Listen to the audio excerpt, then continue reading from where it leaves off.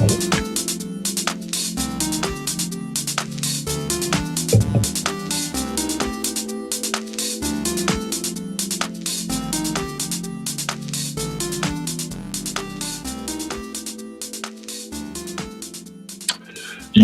we are back for another edition of the Astro Weather. I am your Astro Weatherman, Robert Phoenix, and I'm here with the little, hold on, where are you going? No, you have to show everybody that you're on the show.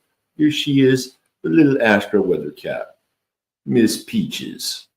There she is. Oh, yes. In all of her morning glory. Yes. All right. Thank you, Peaches, for being here. Yeah. Jasper is comfortably curled up on my computer bag. That's his new favorite spot, computer bag. Okay, well, let's see. Who the heck is here today? Who the heck is here? Let's see. We got the new next checking in at 622. Happy Wednesday, right back. And it's twinning. That's right. Janice Phillips, Jackie Delario, Devin Dewar. What's going on? Devin Dewar with the double D coming in. The Gemini energy. Misbehaving too. No way. Good morning. Curious if you're able to talk to Ricky Williams about coming on as a guest. He'd be a good one.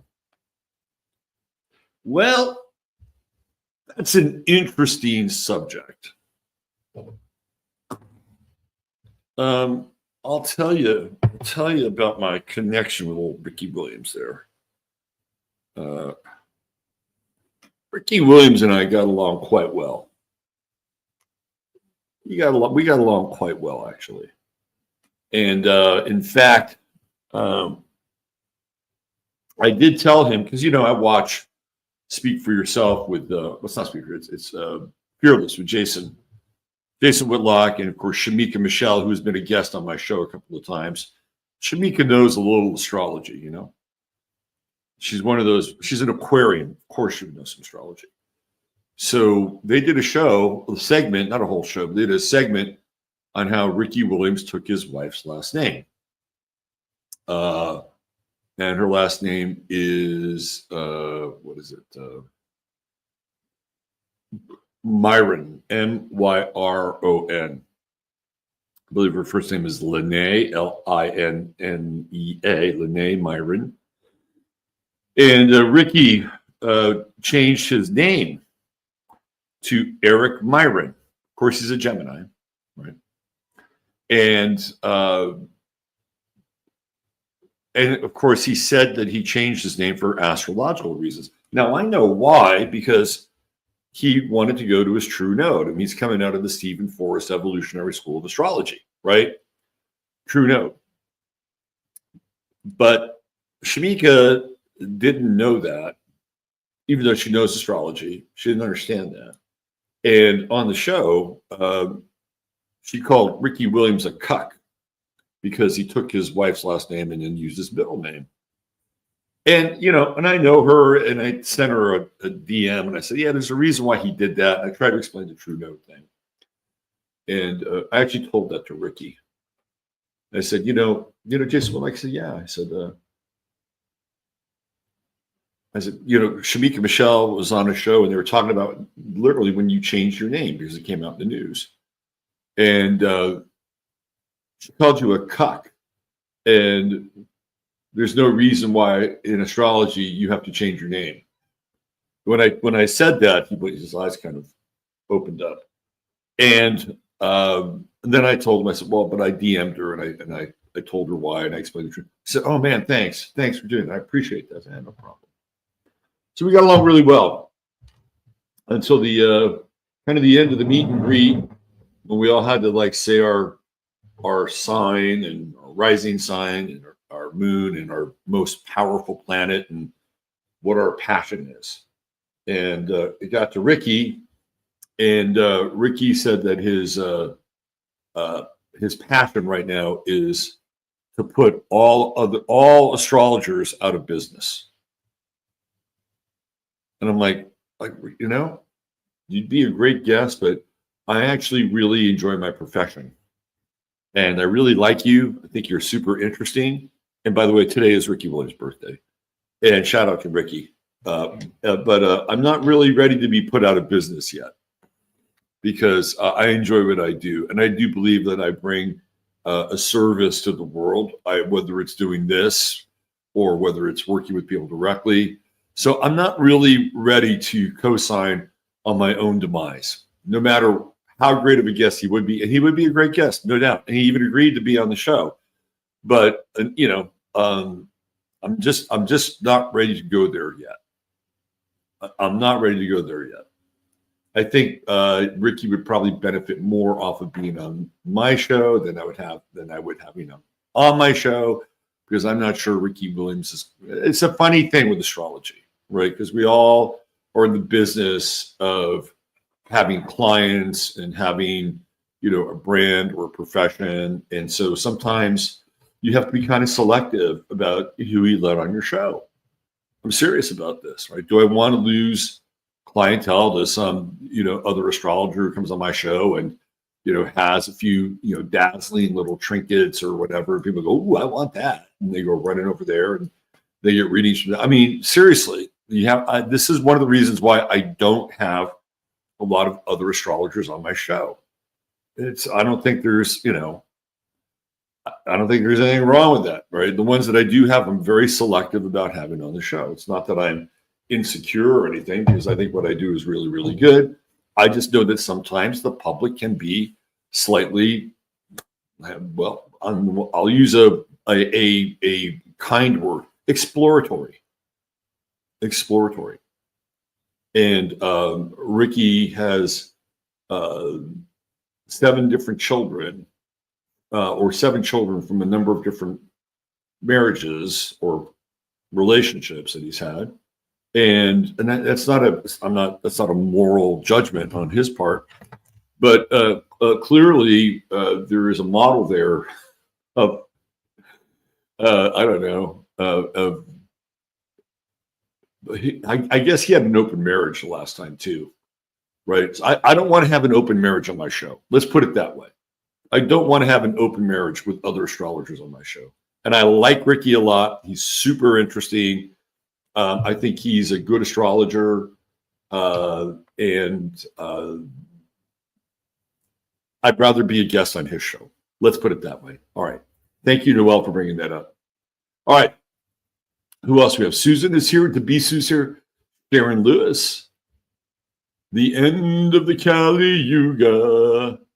Heather Emsworth explains the end of the Kali Yuga. It's now the Texas Yuga. That's right. And I'm about the only astrologer who can break that down. We've gone from the Kali Yuga to the Texas Yuga. Loving our home-based, theme-based thumbnails. Thanks, man. I'm into it. I am into it. I found the right AI client and I have no guilt about using AI for thumbnails. And the reason why I don't is because look, I'm a cut and paster. I can do some things. I used to fuck around with Photoshop. I had some Photoshop skills. They're not great. I was all homegrown, right? But I'm not a professional graphic artist. I don't have time to, at times, search around the internet for the exact right image. Like there were times when I was doing like the sunrise shots where I would take me 45 minutes to get the right sunrise shot sometimes.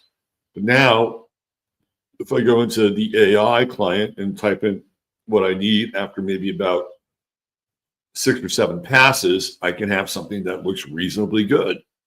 And now I can control the theme. I got no problem with that. It was kind of like somebody. I was talking about, writing a book, and someone says, "Oh, you can use AI. You use AI to help you write your book." And I'm like, writing is one of the things that I can do. And it's like, why would I want AI to like take away one of the things that I can do? It's kind of like being a guitarist and using AI to create guitar tracks. It's like, why? I'd rather put in the time, sweat, equity, labor in order to do it, because it's the one of the, I can do some things, but writing is one of the things I could do. Why would I want to use AI for that? I would be robbing myself of my own creative ability. Now, if there are other things I can't do and AI can do those things for me, I don't have a problem with that, right? I don't. But if it's going to take away from one of the talents that I do have, then I'm like squandering the talent. I'm cheapening it. I'm lessening it. I'm outsourcing it, and I'm not really down with that. So I have no problem with the thumbnails. Janine, what's happening? We got some rain. It's raining in Sydney. It's a rainy night in Sydney. Gorgeous blue skies in southeast Oklahoma. Good to see you, Harry Doss 99. Josie's Jazzy Junk, the Triple J. Have a double mint day. Why does Gemini always seem to be represented by identical twins versus fraternal twins? Because fraternal twins are hard to tell that they're twins. The identical part really kind of is the brand. It's on brand. Orlando, there's our gal screaming from Virginia, the Southwest area. Greetings.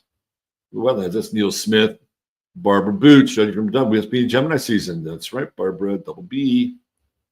Who else we have? PB, Big Dave Sullivan, Brandy, Artist Seer. I'm a Gemini rising. Thanks for the Mercury Day of information. Hey, I'm here for you. Salty Cow, like and subscribe. There's my guy.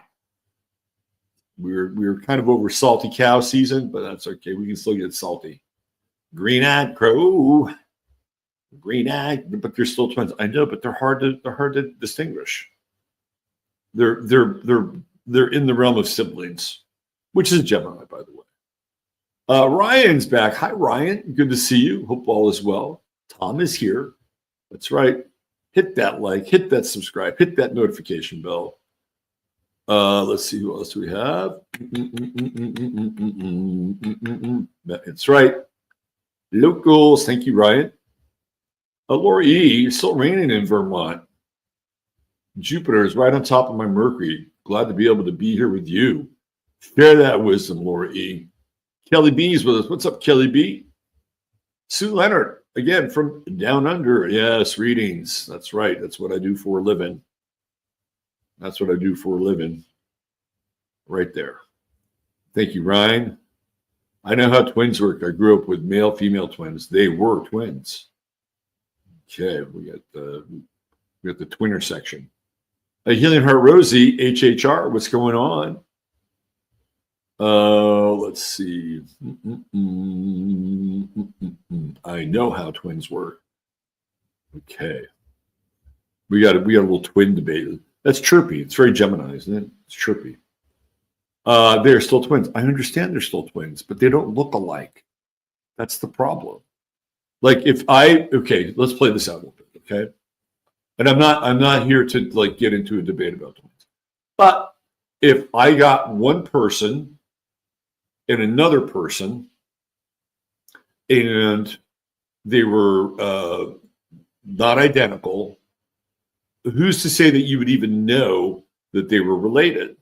See, that is the challenge. This is what I'm talking about.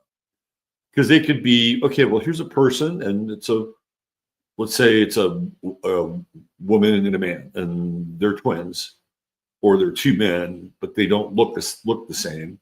They could just be two people, right? And so you'd have to kind of go a couple layers deep just to identify that they were indeed twins. This way, it's just much easier. People just like go, oh, twins, right? Versus who are these random people that kind of look alike? Are they related? Are they siblings?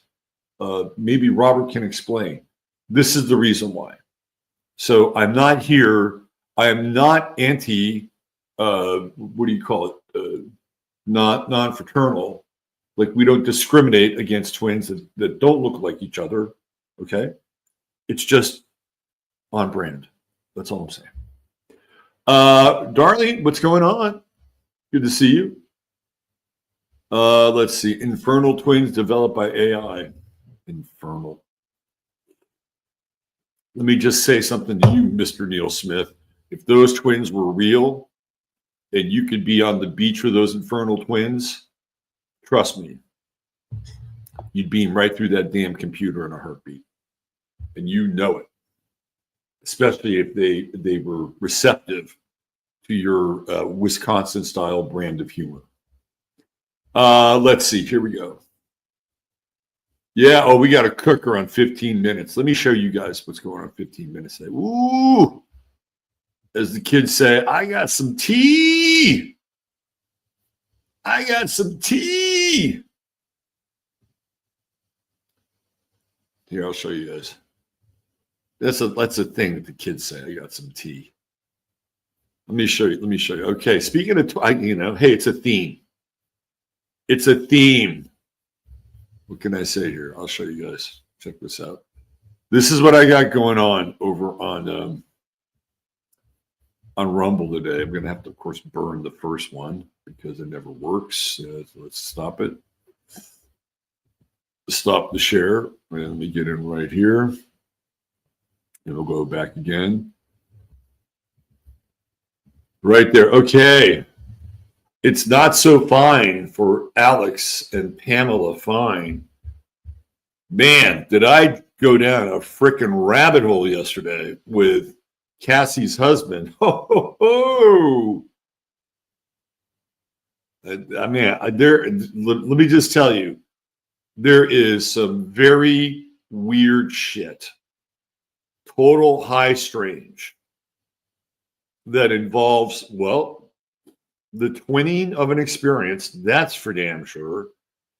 And not only that, but how Alex Fine's mother played a very pivotal role in a school shooting in Michigan in 2023. We're going to get into that today. Very weird.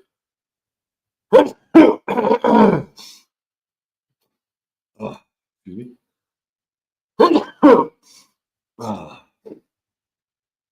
Okay, the link for the show is in the description of the show.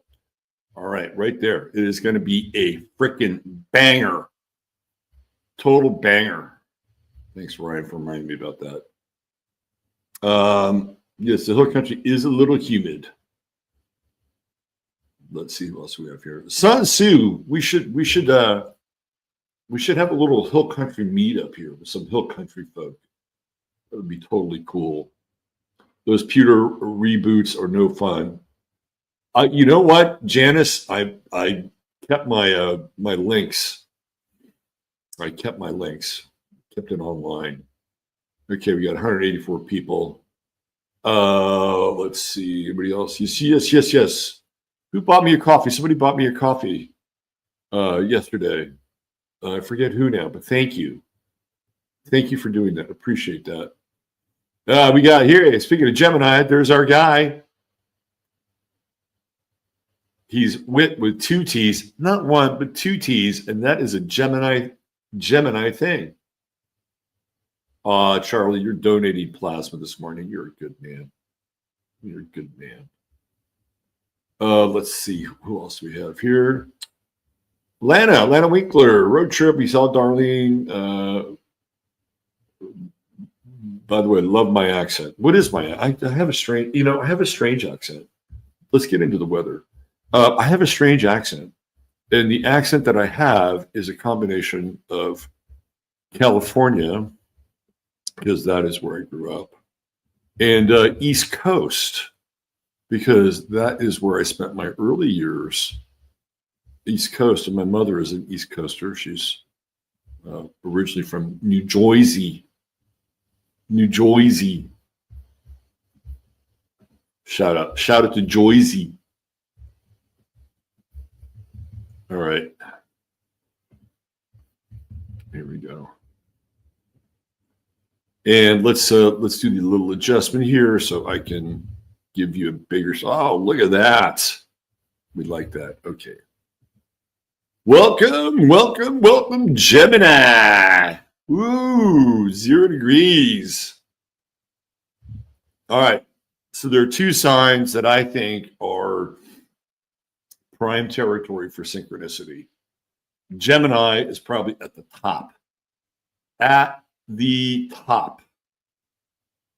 And then right below that, I'd go with Aquarius. So Mario over on Symbolic Studies did a show, I believe yesterday or today, on Gemini. And he asked certain people to leave or send him audio files that they could play. And so after Sunday night show, I did that. And it's a story it's a very strange story. And it has layers of Gemini in the story. Okay. I'm going to tell you the story really quickly because it is a total Gemini story. All right. Because we are at the beginning of Gemini.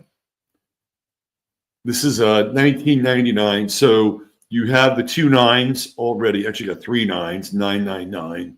1999 was a powerful fucking year. If you weren't riding that wave in 1999, that was a power wave. 9999 was a day that changed my life. Changed my life. That was the day that I went to eMusic in Redwood City and interviewed for a job, which would eventually take up the next 5 years of my life and ultimately lead me to the birth of my son. So 9999, powerful day. There's other aspects of that day that I could share with you, but for the sake of time and the PG rating, I will skip over that. All right, so I'm at the Phoenix Hotel in 1999. So we got the Phoenix Hotel, of course, Phoenix. And I'm with this woman who's a friend of a friend, and we're kind of hanging out, right? And I'm thinking, well, she's kind of cute, you know, maybe we could, I don't know, add a little spice to the little seasoning, you know, to the recipe here and see what happens, right? And there's this record release party that's happening. There was this label called 6 Degrees, and it's all based on this idea of 6 degrees of separation, 6 degrees of Kevin Bacon, kind of a world music label. And I think they had like a new release that night. I forget who they were releasing. But there was a DJ, and there's the bar at the Phoenix Hotel, and it's a pretty good sized bar. And so I'm hanging out, and I'm with this woman, and I first time I've ever hung out with her, right? Wasn't really a blind date. I think I'd met her once before through a friend, the same friend. So we decide to go there. I think I picked her up or something, took her there. So we're hanging out. We're having a good time, right? Really good time. And so I'm like, hey, you know, this place is a pretty cool motel. You know, the lobby's got some interesting kind of retro vibe. You want to check it out? She says, sure. And it was kind of a cool retro vibe. So there was this, like, what do you call it, like a gangway, you know, that separated the bar from the hotel, but it was enclosed because, of course, it rains and stuff. And it was lit, and it had mirrors on either side, like on the wall of this gangway, right? And I'm walking in this gangway to go to the lobby, and I said, welcome to the Hall of Reflection. And I shit you not, there was a dude walking towards me. He's almost a carbon fucking copy of me. Same height, same hair, same facial hair, very similar facial structure. And I said, welcome to the Hall of Reflection. And this guy's walking towards me. And it was so weird. We looked at each other. We kind of, you know, it was kind of a Seinfeld moment or a Curb moment. We just looked at each other, and he kept going. And this chick was so freaked out. Like, she was so freaked out. And that was kind of it. It was too weird. It was like, well, there goes the date, right? You know, and looking back on it, I probably, you know, if I was a bit smarter back then and had better timing, I could have said, did you see that guy? He looked just like me, didn't he? Yeah, he did. It was really weird. I know. And I could have said, what do you think it'd be like to be in a threesome with me and him? Would that be weird? Would that be kind of weird? And or would that be enjoyable? What do you think? I mean, what do you think of me? What do you think of him? Should we go back and talk to him? Should we inquire? I mean, that would have been funny, right? But I was too weirded out. I was too weirded out by the damn thing to think that fast. Anyway, so there's our sun in Gemini. Get ready. Things happen quickly. The month will be over like that. And you know what to expect. Communication, lots of talking. And if you have brothers and sisters, that is always highlighted. The one thing about Gemini that people tend to kind of gloss over is the third house, you know? And the third house is the world around you. It is the world around you. And I remember back in when Saturn was going through Aquarius and it was going through my third house, that's when I got really involved in like local governance, local politics in Fredericksburg. And I ran for city council and, you know, and it's all kind of like, you know, bringing sort of a rebellious, freedom loving, patriotic sort of vibe and outlook to something very, very structured. And well, I did my best. And it was a really cool experience, but I realized local politics is not for me. At least I went through my Saturn process with it. The other thing that happened during that time is that all the fucking Californians moved to Texas.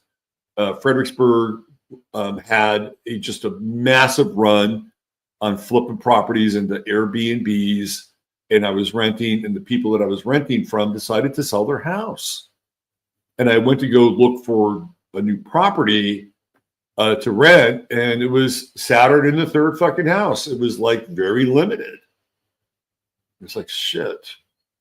So for those of you, we're going to get into like perfections now.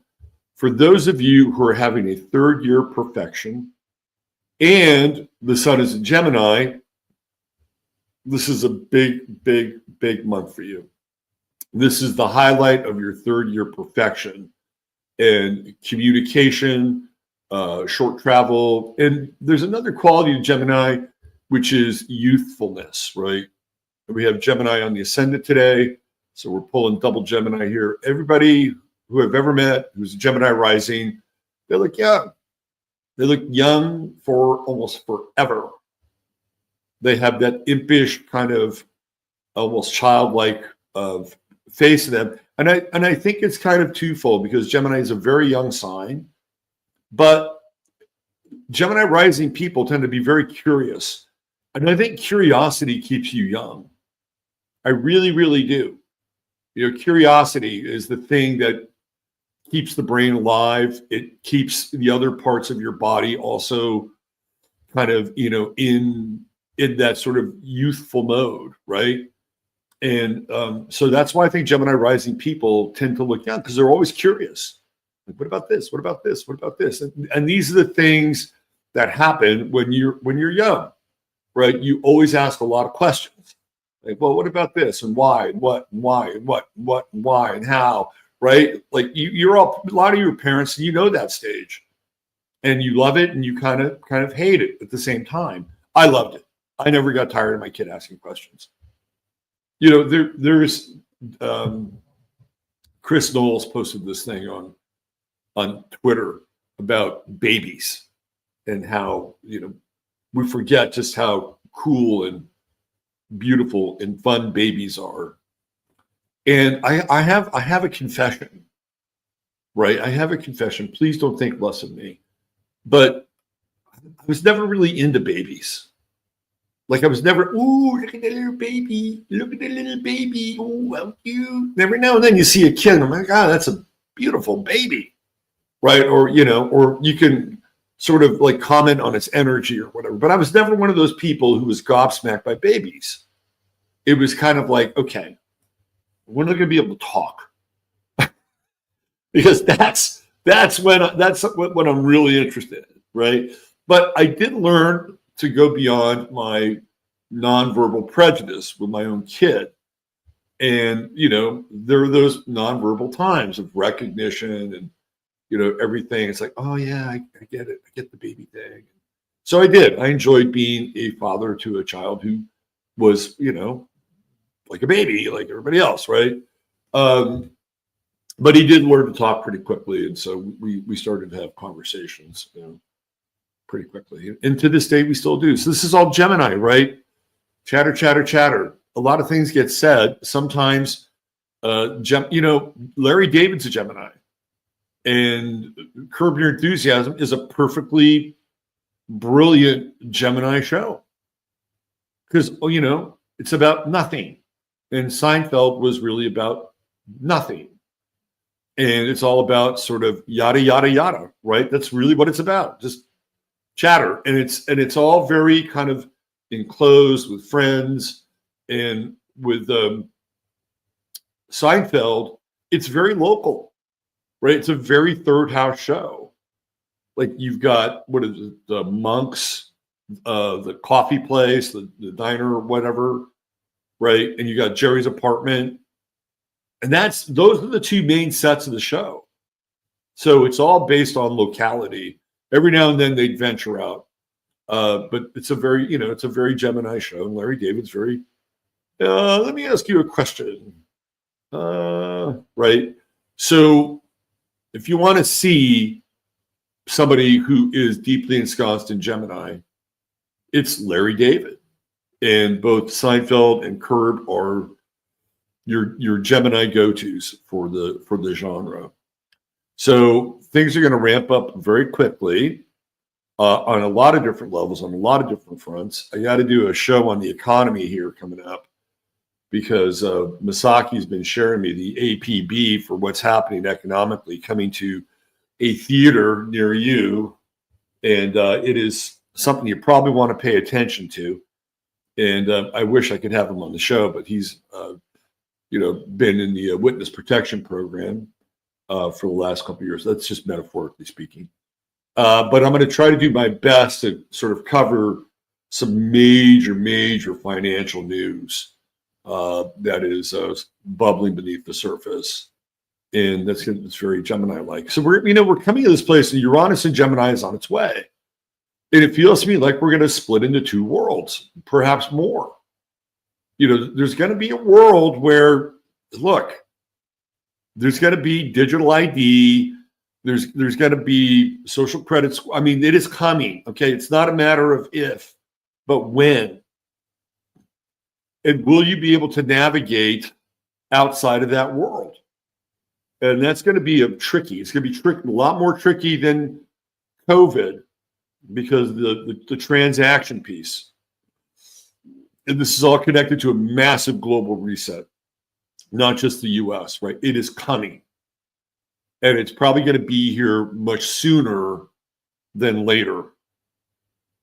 I've heard prognostications as quickly as July. I've heard the end of the year. I've heard 2026. It's kind of like Jesus. You never know. But the signs are there economically. That's for a different show. Jupiter is also in Gemini. So we're going to get I believe, if I'm not mistaken, I believe Jupiter will get very close. The sun will get very close to Jupiter. And I believe Jupiter transits into Cancer before we get that conjunction. That's not going to happen, right? Jupiter's going to scoot out into Cancer before the sun gets there. We got the Mercury-Uranus conjunction. We talked about this yesterday. And, again, for me personally, when I started to go down the Alex Fine rabbit hole, it was like, holy shit, look at this. It's just weird. Okay, get ready. This is going to be a weird time. It's Gemini. And, and I like weird. And I like Gemini. There are people who say, oh, Robert hates Gemini. I like Gemini. I like all the signs. I spent an entire month doing, bovine thumbnails just to see, this is what I'm doing. I'm honoring each sign by carefully crafting thumbnails that represent the imagery of each sign. This is what I'm doing. This is by showing my love for every sign. I am completely agnostic. I am like, I'm kind of like God in this regard. I universally and unconditionally love every sign. I mean, not universally, I just love every person, but every sign I have no beef with, none whatsoever.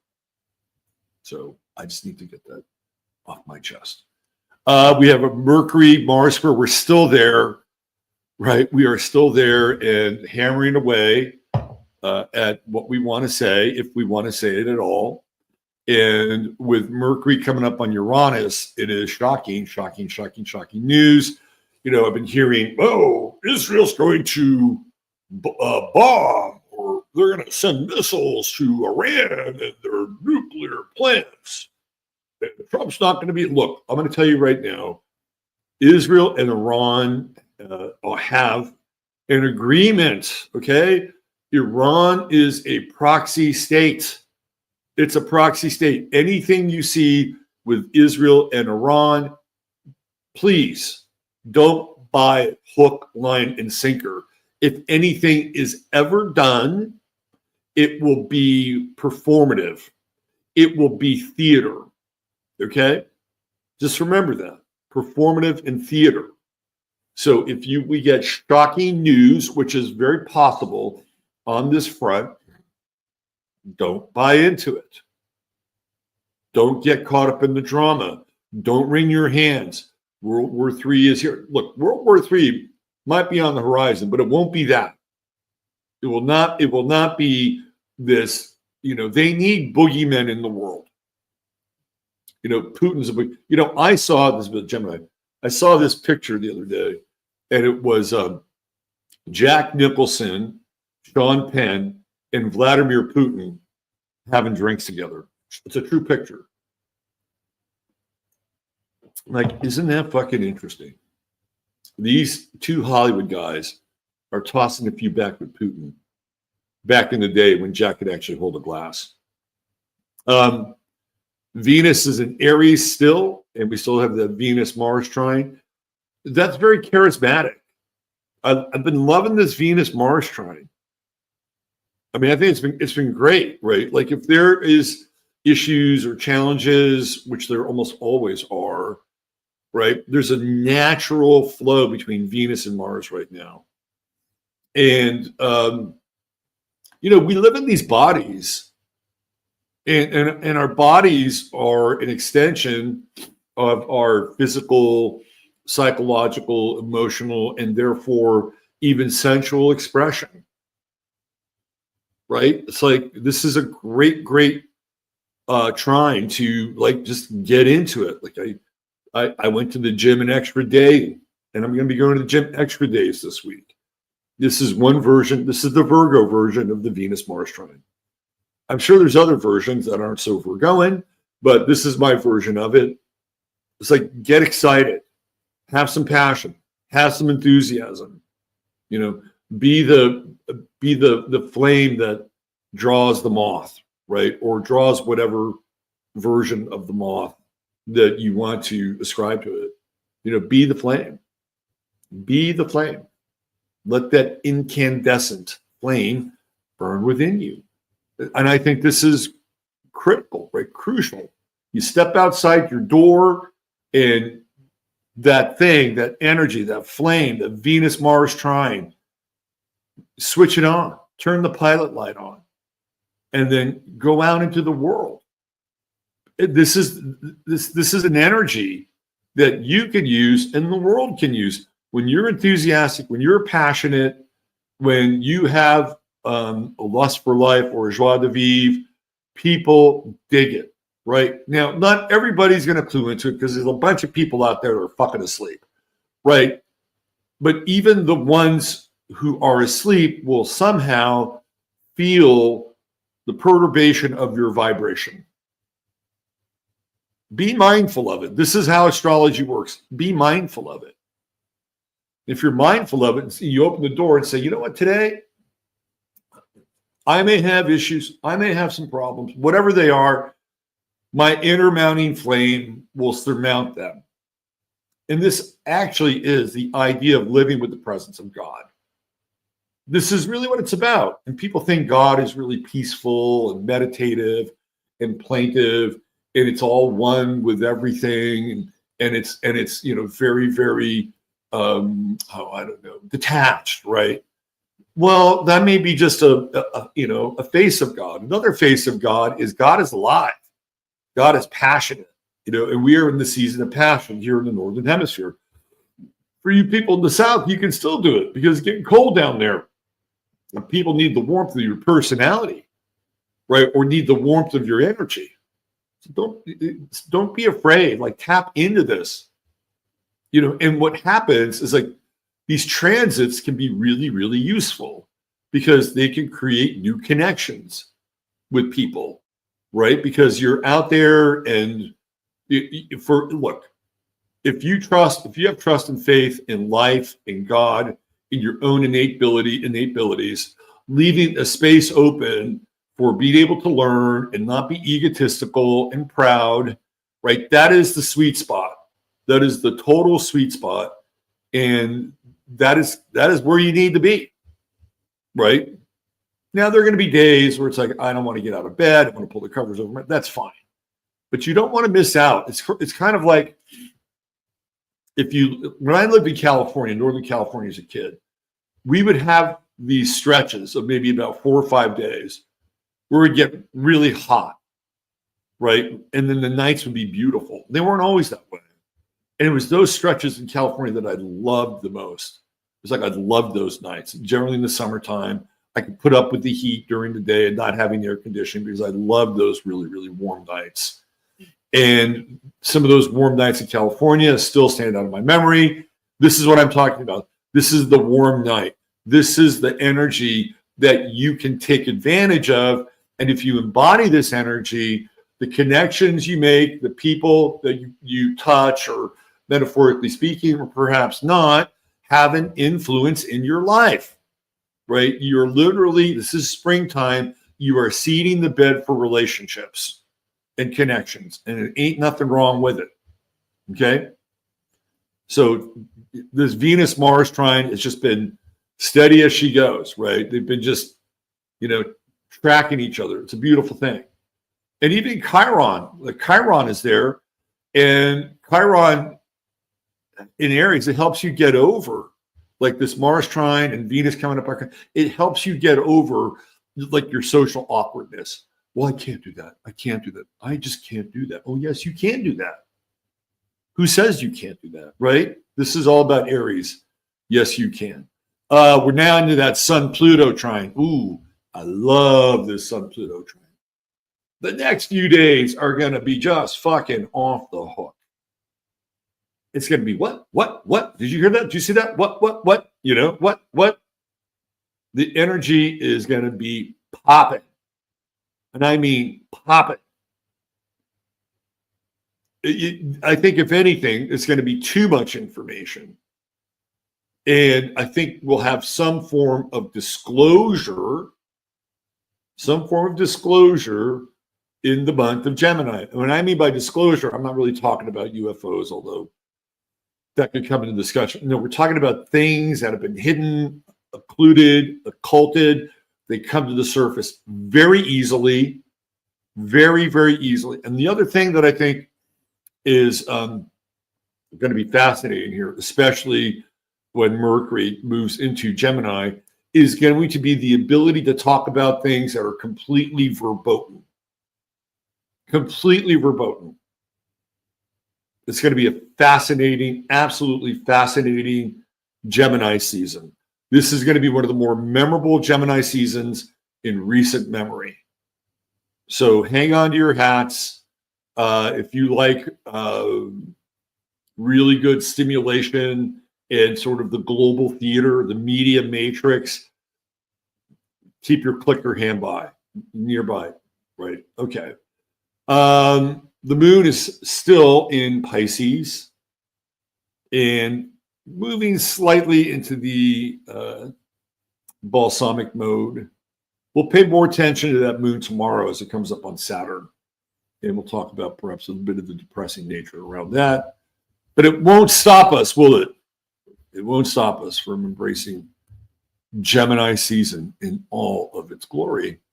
Okay, let's get into our True Hemp Science Star of the Day. And for everybody who sticks around for this portion of the show, thank you for doing that, because a lot of people drop off. But today's True Hemp Science Star of the Day is Jeff Dahmer. Somebody said, Robert, how could you feature this man? Because you're going to find out why Jeffrey Dahmer was Jeffrey Dahmer. In the meantime, True Hemp Science is coming to Kerrville over the next 3 weekends, where we have the Kerrville Folk Festival. So for all you lovers of folk music who descend upon Kerrville, our friend Chris will have a booth there for the next 3 weekends. We'll probably go out there one of these weekends to hang out. Folk music isn't always my favorite genre. It depends on the artist. There's some folk music I like, but by and large, I'm not always a huge fan. But that said, he'll be out there. He'll be selling his wonderful CBD right there. And you can also get it online if you're not going to be at the Kerrville Folk Festival. Go to truehempscience.com, spend $100 or more, type in that 15 MINS, and you will get the goodie bag that goes along with your order. And guess what? It's kind of like back in the day, I used to buy these various artist records. I loved them because I get to listen to a variety of groups. It's kind of like the various artist records. You get a little sample of it. Oh, I like this. Let me try this next time. Right. So that's the beauty of the goodie bag. $150 more gets you free shipping. Always a 30-day money-back guarantee. You get to support a local business. You get to support this business as well. It is the circle of life. It's a beautiful thing. All right, let's talk about Jeff Dahmer. Look, first of all, I can tell you right now why this guy was a murderer. Let's just go to his 8th house. Let's just cut to the fucking chase. Right? Sun, Gemini, right there. Mercury, Gemini, 8th house. Ooh, hidden. Scorpio, taboo. Oh, yeah. Right? And what's it doing? What are those planets? Squaring frickin' Pluto. Right there, squaring Pluto. Hello, Sun, Pluto square, Mercury, Pluto square. Venus is in the mix too. It is squaring Uranus. Supposedly one of the reasons why Jeff killed these guys, because, well, they were going to leave and he didn't want them to leave. And very unusual relationships now, isn't it? The other thing you can glean from this chart, besides the gruesome nature of the Mercury-Sun conjunction squaring Pluto, is he's a Libra rising. Now, if you didn't know, listen, I'll tell you right now, you take those glasses off. If you didn't know it's Jeffrey Dahmer, right, you dress him up a little bit. You say, not a bad-looking guy. Well, he doesn't look like a killer to me. I'm sorry, Steve. I don't know why that happened. Let's do that. There we go. Thank you. Appreciate that. All right. See, I'm just getting caught up in this. There he is right there. There's old Jeff. Well, dead Jeff. That'd be a good name for a band. Dead Jeff. Anyway. He's Libra rising. So he's going to be approachable. Not, hey, you want to come back to my house and have some beers and look at some gay porn? Oh, sure, man. That sounds great. Only to never leave the house again, right? I mean, you could just see it. It's right there. Right there. It's all in the 8th house. And look, this is where we get into the freaky deaky Gemini, right? Freaky deaky. He also has a yod. There's that Mars in Aries. Oh, Mars in Aries. Right over here. The quincunx to Neptune. And we also have the quincunx with Mercury. And Mercury sextile to Mars. This guy was on a mission. And he had Neptune in the 1st house, which is very deceptive. Jeffrey Dahmer was very deceptive. He was very deceptive.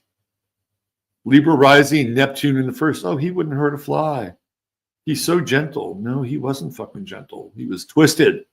Now, some people believe that Jeffrey Dahmer was part of some MK Ultra military experiment. I don't have a problem with that, actually. I don't really have a problem with that. I could see that in the 8th house. If indeed that is true, it does not absolve him of his crimes against humanity. And they were absolutely gruesome. Gruesome. Saturn down here, conjunct the IC. I believe Jeff Dahmer's father was military, if I'm not mistaken. Saturn Mars square. I think he probably wanted to kill his dad. That's what I think. He probably wanted to kill his father. That's my sense. Couldn't pull the trigger. So instead, he went back to the crib and got into that old freaky deaky 8th house territory. Moon in Aries. trine Uranus, Mars trine Uranus. I'm going to say something about this. Jeffrey Dahmer, if you had met Jeffrey Dahmer in a situation like a bar, and even if you weren't like gay, let's just say you're at a bar, Jeffrey Dahmer's there. Jeffrey Dahmer would be kind of charismatic. Like he would have something, right? You'd be like, oh man, this guy's kind of cool. He's kind of interesting, right? It's that Moon Uranus trine. It's that Mars Uranus trine. And maybe if you weren't one of those dudes that went back to his crib and you went to the bar again, like, hey, what's going on, Jeff? Good to see you, man. How's life treating you? Oh God. I had the best meal last night. It was so good and so filling. Really, well, what'd you have? Oh, yeah, turkey. Oh, well, what do you prefer, the light meat or the dark meat? I have a preference for the dark meat. So isn't turkey kind of out of season? I know it's a bit out of season, but I go hunting and I shoot wild turkey and wild. Really? Yeah, I do. Maybe you'd like to go hunting with me one of these times. No, Jeff, it's okay. I think I'm really good. We're good. I like you, but I don't like you that much. I mean, you can just see it, right? I mean, how much more do I need to elaborate on this? His chart is the nexus of his chart is the 8th house. This is where the man is a fucking killer. And it's those Pluto squares. He has an uncontrollable urge. He cannot stop himself.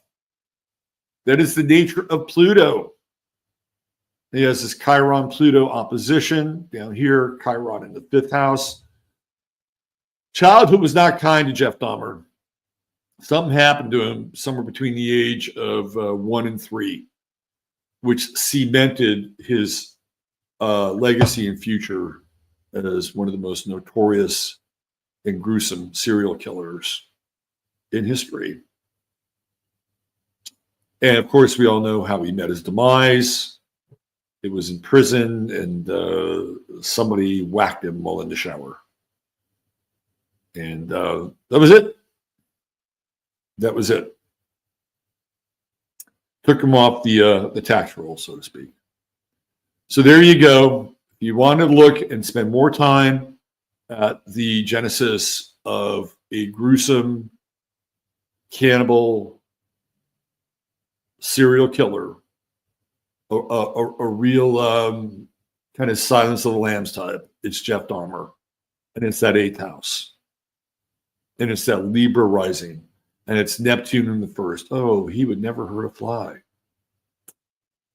Not so. All right. Thanks for being here. We hit right on the dot, right in the button, 9 a.m. Have a great day.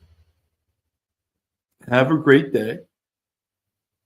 Take care of yourself. And I mean that wholeheartedly. Treat each other well.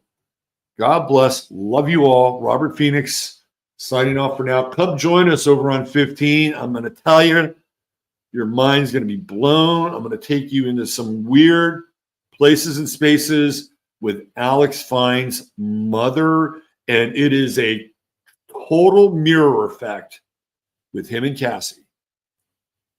Hope to see you over there. All right. Take care. Bye for now.